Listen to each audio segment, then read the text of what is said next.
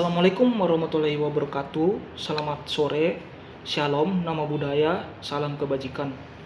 Perkenalkan, nama saya Albertus Tanjung Putra Kalalume, NIM 91010-2950, kelas HUK M 0008 HUK M 003, regular B, jurusan Ilmu Hukum, Fakultas Hukum, Universitas Pamulang. Pertama-tama, kami dari kelompok 4 akan membawakan materi yang berjudul Mazhab Sosiologi Hukum, yang menjadi salah satu mazhab dalam filsafat.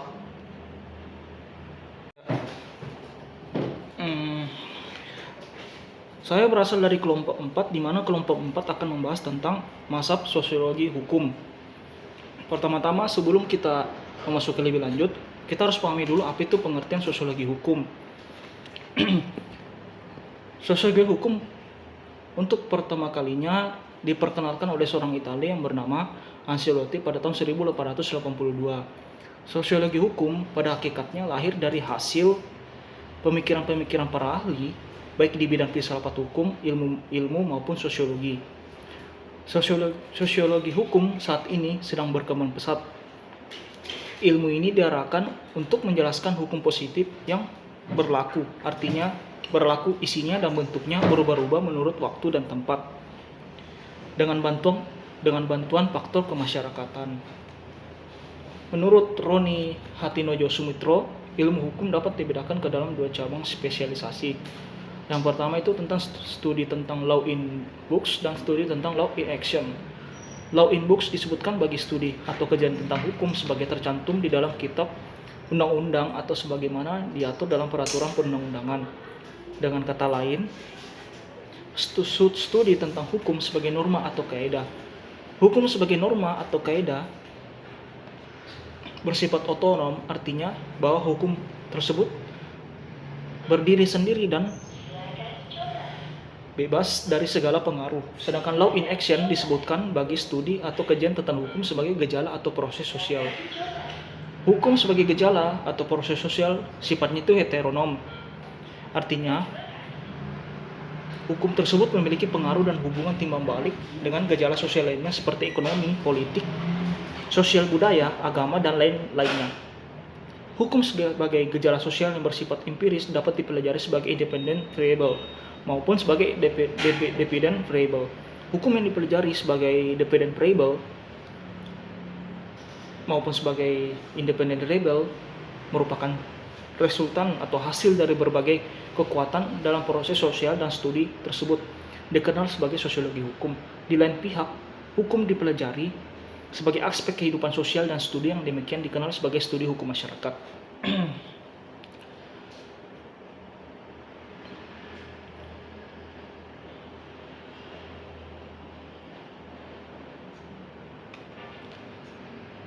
Ruang lingkup atau metode kajian objek dan fungsi sosiologi hukum. Dalam hukum dan sosiologi sebagai sebuah disiplin intelektual dan bentuk praktik profesional memiliki kesamaan ruang lingkup, namun sama sekali berbeda dalam tujuan dan metodenya. Hukum sebagai sebuah disiplin ilmu memfokuskan pada studi ilmiah terhadap fenomena sosial. Perhatian utamanya adalah masalah perspektif dan teknik. Sedangkan sosiologi memfokuskan pada studi ilmiah terhadap fenomena sosial. Meskipun demikian, kedua disiplin ini memfokuskan pada seluruh cakupan bentuk-bentuk signifikan dari hubungan-hubungan sosial. Dan dalam praktiknya, kriteria yang menentukan hubungan mana yang signifikan seringkali sama, yang berasal dari asumsi-asumsi budaya atau konsepsi-konsepsi relevansi kebijakan yang sama. Sosiologi hukum mempunyai objek kajian fenomena hukum sebagai mana telah dituliskan oleh Cruzon bahwa Roscoe Pound menunjukkan bahwa studi sosiologi hukum sebagai studi yang didasarkan pada konsep hukum sebagai alat pengendalian sosial. Sementara Lyot memandang sosiologi hukum sebagai suatu ilmu deskriptif yang memanfaatkan teknik-teknik empiris. Hal ini berkaitan dengan perangkat hukum dengan tugas-tugasnya. Ia memandang hukum sebagai suatu produk sistem sosial dan alat untuk mengendalikan serta mengubah sistem itu. Kita dapat membedakan sosiologi hukum dengan ilmu normatif, yaitu terletak pada kegiatannya. Ilmu hukum normatif lebih mengarahkan kepada kajian law in books, sementara sosiologi hukum lebih mengkaji kepada law in action. Sosiologi hukum itu lebih menggunakan pendekatan empiris yang bersifat deskriptif, sementara ilmu hukum normatif lebih bersifat preskriptif dalam jurisprudensial model. Kajian hukum lebih memfokuskan kepada produk kebijaksanaan atau produk aturan, sedangkan dalam sociological model lebih mengarah kepada struktur sosial. Sosiologi hukum merupakan cabang khusus sosiologi yang menggunakan metode kajian yang lazim dikembangkan dalam ilmu-ilmu sosiologis. Sementara yang menjadi objek sosiologi hukum itu sendiri adalah yang pertama adalah sosiologi hukum mengkaji hukum dalam wujudnya atau government social control. Dalam hal ini, sosiologi mengkaji seperangkat kaidah khusus yang berlaku serta dibutuhkan guna menegakkan ketertiban dalam kehidupan bermasyarakat. Yang kedua, sosiologi hukum itu mengkaji suatu proses yang berusaha untuk membentuk warga masyarakat sebagai makhluk sosial. Sosiologi hukum menyadari eksistensinya sebagai kaidah sosial dalam masyarakat. Dalam kajian ilmu hukum yang paling tidak ada 3 faktor yang menjadi parameter sebuah produk hukum yang dapat berfungsi dengan baik. Yang pertama itu adalah berfungsi secara filosofis. Setiap masyarakat selalu mempunyai respect, yakni apa yang masyarakat harapkan dari hukum. Misalnya, hukum diharapkan untuk menjamin adanya keadilan, kemanfaatan, ketertiban maupun kesejahteraan. Cita hukum bertumbuh dalam sistem nilai masyarakat tentang baik dan buruk, pandangan tentang individual dan kemasyarakatan dan lain sebagainya, termasuk pandangan terhadap dunia gaib. Semua ini bersifat filosofis, artinya menyangkut pandangan mengenai inti atau hakikat sesuatu. Hukum diharapkan dapat mencerminkan sistem nilai, baik sebagai sarana yang melindungi nilai-nilai maupun sebagai sarana mewujudkannya dalam tingkah laku masyarakat. Menurut Rudolf Steiner, cita hukum adalah konstruksi pikiran yang merupakan keharusan untuk mengarahkan hukum pada cita-cita yang diinginkan oleh masyarakat. Selanjutnya, Gustav, seorang ahli filsafat hukum, mengatakan bahwa cita hukum berfungsi sebagai tolak ukur yang bersifat regulatif dan konstruktif. Tanpa cita hukum, maka hukum akan kehilangan maknanya.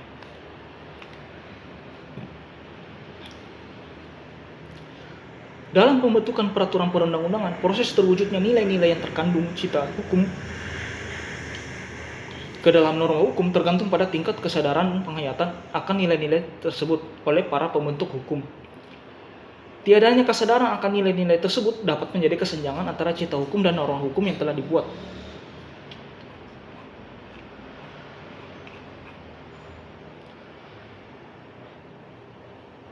Kita masuk ke dalam masa-masa pemikiran dalam sosiologi hukum. Aliran-aliran dalam sosiologi hukum. Yang pertama itu adalah aliran positif, di mana aliran ini hanya membicarakan kejadian yang dapat diamati dari luar secara murni. Mereka tidak mau memasukkan hal-hal yang tidak dapat diamati dari luar, seperti nilai dan tujuan. Aliran positif ini dipelopori oleh Donald Black. Menurut Black, ia hanya berurusan dengan fakta yang dapat diamati. Ia tidak boleh memikirkan tentang adanya tujuan hukum, maksud hukum, nilai-nilai dalam hukum, dan lain sebagainya. Hukum adalah apa yang kita lihat dan apa yang dilakukan dalam masyarakat. Sosiologi hukum bertolak dari catatan-catatan mengenai kenyataan yang teramati tersebut. Positivisme ini yang dimaksud dengan jelas hendak menggantikan dan mengerti zaman yang ada dengan caranya tersendiri. Paham ini melihat masa pertengahan abad ke-19 sebagai peralihan yang jelas dari masa dominasi gereja dan pendukung-pendukungnya diganti oleh kaum industrialis dan intelektual yang tidak lain adalah kaum positivistis itu yang melatar belakangi tumbuhnya sosiologi dalam filsafat positivisme itu. Dengan demikian, pengetahuan yang benar atau ilmiah yang empiris dan yang bukan diturunkan dari agama dan filsafat, itulah yang dikatakan sebagai positivisme sebagai pemikiran sosiologi awal. Kedua adalah aliran normatif. Menurut aliran ini, hukum merupakan fakta yang teramati, tetapi merupakan suatu institusi nilai. Hukum mengandung nilai-nilai dan bekerja untuk mengekspresikan nilai-nilai tersebut dalam masyarakat. Menurut aliran ini, hukum bersifat derivatif karena itu tidak dapat dipisahkan dari institusi primer seperti politik dan ekonomi. Peletak-peletak dasar sosiologi hukum banyak tokoh antara lain Durkheim dalam karyanya Division du Travail Social pada tahun 1983 yang berisi masalah hubungan antara bentuk-bentuk kemasyarakatan dan jenis-jenis hukum, lambang-lambang ketidakkawanan sosial yang tampak, yang sungguh-sungguh yakni sebagai suatu bentuk masyarakat adalah hukum. Pada hakikatnya banyak jasa perkembangan sosiologi hukum yang sistematis. Yang kedua adalah Duguid, Lepri, dan Hariot. 3 peletak dasar sosiologi hukum bangsa Prancis sampai pada sosiologi hukum bulan bukan dari sosiologi tetapi ilmu hukum. 2 orang tersebut dianggap sebagai murid-murid Durkheim. Tetapi Horace yang meneruskan mencari sintese antara realisme dan idealisme sebagai suatu dasar bagi sosiologi hukum.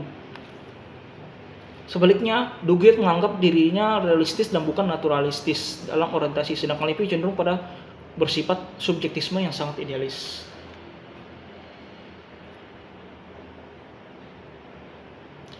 Yang ketiga adalah Max Weber dan Eugene Eklik. Menurut Max Weber, semua sosiologi hukum didefinisikan menjadi kemungkinan-kemungkinan atau kesempatan-kesempatan dari kelakuan sosial menurut suatu sistem yang koheren dari aturan-aturan yang diselenggarakan oleh ahli hukum bagi suatu tipe masyarakat tertentu.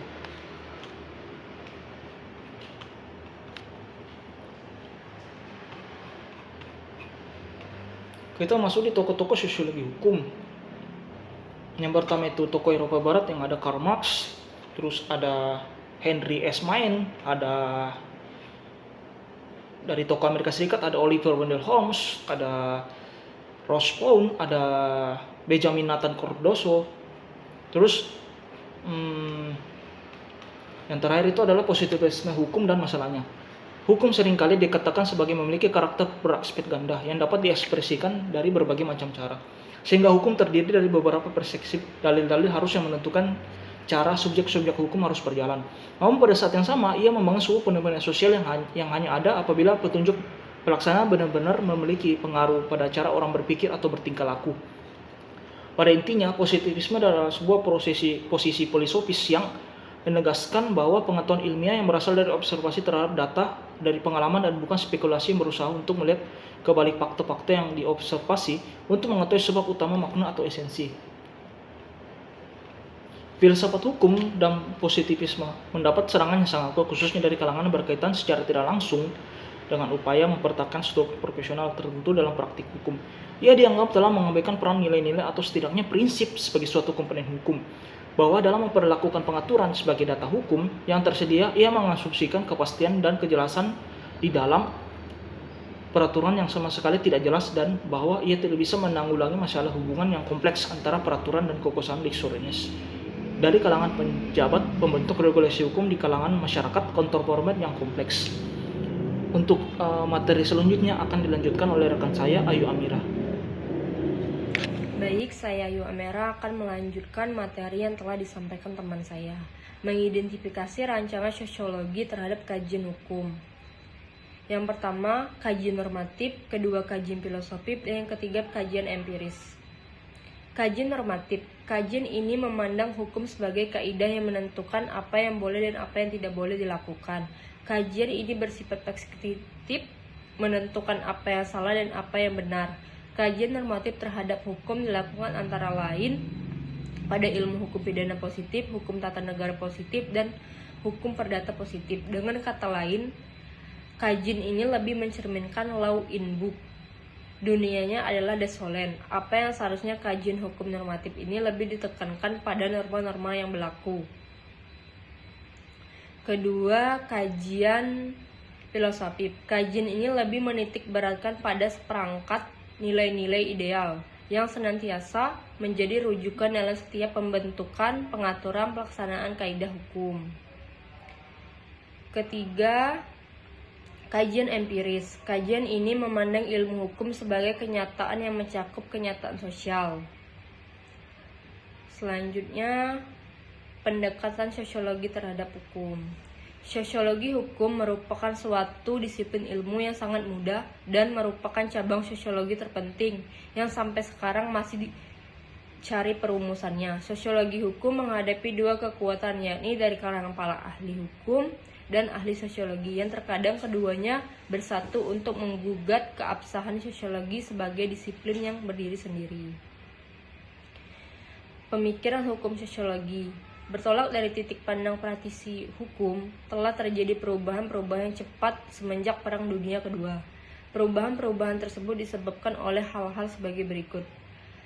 1. Profesi hukum, terutama para pengacara, ruang lingkup kerjanya kini semakin luas. Hal ini disebabkan karena pihak-pihak memerlukan pelayanan hukum semakin membesar jumlahnya, meliputi semua lapisan masyarakat, misalnya dengan badan-badan bantuan hukum. Kedua, hukum yang bagi kebanyakan orang tidak lebih daripada sekumpulan undang-undang atau hanya merupakan suatu bidang studi yang telah dikembangkan menjadi lebih sistematis, serta memiliki teknik penelitian, penelaahan, dan pemahaman yang luas dan rumit. Selanjutnya, struktur sosial dan hukum. Kaidah-kaidah sosial dan hukum. Kaidah kesopanan yang bertujuan agar pergaulan hidup berlangsung dengan menyenangkan, sedangkan kaidah hukum bertujuan untuk mencapai kedamaian dalam pergaulan antara manusia. Ciri-ciri kaidah hukum yang membedakan dengan kaidah lainnya. Hukum bertujuan untuk menciptakan keseimbangan antara kepentingan. Hukum mengatur perbuatan manusia yang bersifat lahiriah. Hukum dijalankan oleh badan-badan yang diakui oleh masyarakat. Hukum mempunyai berbagai jenis sanksi yang tegas dan bertingkat. Hukum bertujuan untuk mencapai kedamaian, ketertiban, dan ketentraman. Selanjutnya, lembaga-lembaga kemasyarakatan. Fungsi dari lembaga kemasyarakatan itu sendiri yaitu 1. Untuk memberikan pedoman kepada warga masyarakat bagaimana mereka bertingkah laku atau bersikap di dalam hadapi masalah-masalah masyarakat yang terutama dalam menyangkut kebutuhan-kebutuhan pokok. Kedua, menjaga keutuhan masyarakat yang bersangkutan. Ketiga, memberikan pegangan kepada masyarakat untuk mengadakan sistem pengendalian sosial atau social control. Selanjutnya, kelompok-kelompok sosial dan hukum. Setiap warga kelompok tersebut harus sadar bahwa dia merupakan sebagian dari kelompok yang bersangkutan. Kedua, ada hubungan timbal balik antara warga negara satu dengan negara lain. Tiga, terdapat beberapa faktor yang dimiliki bersama oleh warga-warga kelompok itu sehingga hubungan antara mereka bertambah erat. Faktor yang tadi merupakan nasib yang sama, kepentingan sama ya. Perkembangan hukum Indonesia dalam kondisi modernitas dan menuju tatanan hukum responsif. Yang pertama itu ada standar kompetensi. Mahasiswa dapat mengetahui perbedaan hukum dari masa penjajahan sampai pada kemerdekaan dan perubahannya setelah masa reformasi. Dan yang kedua itu ada kompetensi dasar, di mana di sini terdapat mahasiswa dapat mengerti dan menjelaskan tentang tatanan hukum pada masa Hindia dan Belanda. Mahasiswa dapat mengerti dan menjelaskan tentang tatanan hukum pada masa penjajahan Jepang. Mahasiswa dapat mengerti dan menjelaskan tentang tatanan hukum dari masa kemerdekaan sampai pada masa reformasi. Mahasiswa dapat mengerti dan menjelaskan tentang tatanan hukum yang menuju pada responsif. Dan yang ketiganya itu ada indikator. Mahasiswa dapat mengemukakan tentang tatanan hukum pada masa Hindia dan Belanda. Mahasiswa dapat mengemukakan tentang tatanan hukum pada masa penjajahan Jepang. Mahasiswa dapat mengemukakan tentang tatanan hukum dari masa kemerdekaan sampai pada masa reformasi. Mahasiswa dapat mengemukakan tentang tatanan hukum yang menuju pada hukum responsif. Dan di sini ada materi pokoknya. Materi pokoknya terdapat ada 5 bagian. Yang pertama itu ada tatanan hukum pada masa Hindia dan Belanda. Yang kedua ada tatanan hukum pada masa penjajahan Jepang. Dan yang ketiga ada tatanan hukum sejak tahun 1945 sampai 1998. Dan yang keempat menuju tatanan hukum responsif. Dan pengalaman belajar. Kegiatan awal, dosen menjelaskan tentang tatanan hukum pada masa Hindia. Pada masa Hindia Belanda, Jepang kemerdekaan sampai pada era reformasi, dosen juga menjelaskan tentang tatanan hukum menuju hukum responsif.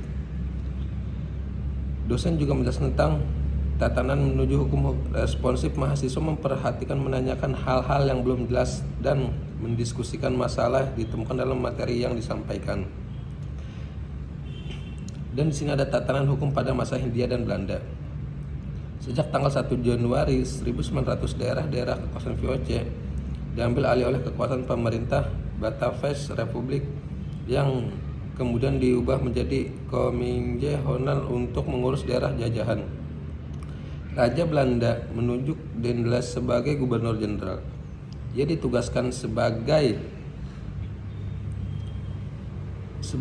Raja Belanda menunjuk Den Leyst gubernur ditugaskan mempertahankan daerah jajahannya dalam menghadapi kemungkinan serangan Inggris setelah Belanda berhasil menancapkan kekuasaannya pada permulaan abad 20. Ia berhasil mengubah sistem kolonialisme yang semula berbentuk perseroan dagang partikular menjadi pemerintahan Hindia dan Belanda. Masa pemerintah Hindia Belanda ini berlangsung selama 1,5 abad sejak berakhirnya VOC pada akhir ke-18. Menurut Seteando Wingjo Soberto, tatanan hukum pada masa ini represi in optima forma. Tatanan hukum dimaksudkan untuk menjamin persuasi rules and order dan konversi kekuasaan kolonial demi kepentingan ekonomi negara dan bangsa Belanda dan sama sekali bukan untuk kepentingan rakyat ketika menjalankan politik hukumnya. Hindia Belanda menetapkan dalam bidang hukum perdata bagi Indonesia berlaku hukumnya adat masing-masing dengan dalih pengakuan kesamaan derajat semua budaya. Mereka memperkenalkan atau hukum adat Indonesia. Kritik ini dimulai oleh Paul Venn 1874-1993 kemudian dilanjutkan oleh Christian Souchorges 1857-1936. Begitu juga untuk hukum Islam pada masa ini berlaku adalah hukum adatnya masing-masing. Hukum adatlah yang menentukan ada atau tidaknya hukum Islam, dikenal dengan teori resepsi. Selain itu, di karakter atau sifat ini terlihat jelas dalam ketemuan perundang-undangan pidana yang terkenal sebagai Hazat Arkan. Sekian dan terima kasih.